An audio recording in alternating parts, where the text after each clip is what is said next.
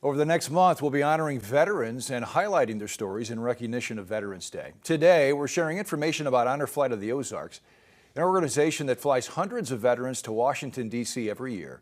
Color 10's Jared Henry spoke with the organization's director about how they manage the expedition multiple times each year.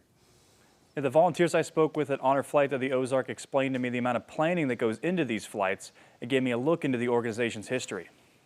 We've been at it 10 years, and in that 10 years, we have taken over 2,000 veterans to Washington, D.C. to visit the monuments and their memorials at no charge.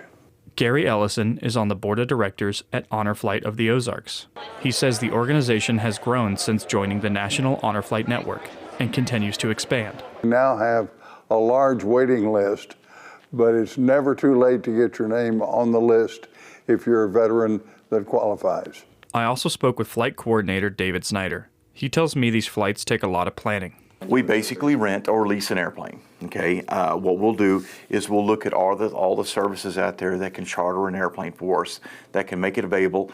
And it's not just making it available, it's making it available on that particular day. Snyder's duties don't stop at securing a plane. He also gets to know the veterans to make sure they can safely enjoy the trip. It's not as easy as getting on an airplane.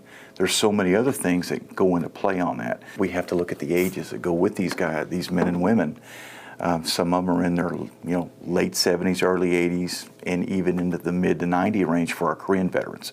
So even though they want to fly, we have to make sure they're able to fly. There are 3 honor flights each year with over 200 vital volunteers.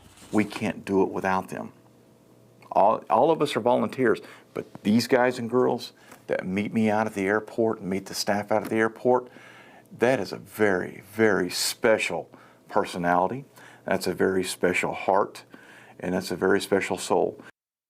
Now, Ellison told me a little bit about his past, saying that he was not able to serve in the military, but he helped serve his country in another way, by traveling to Vietnam and playing ragtime piano for the troops, as well as telling them funny stories.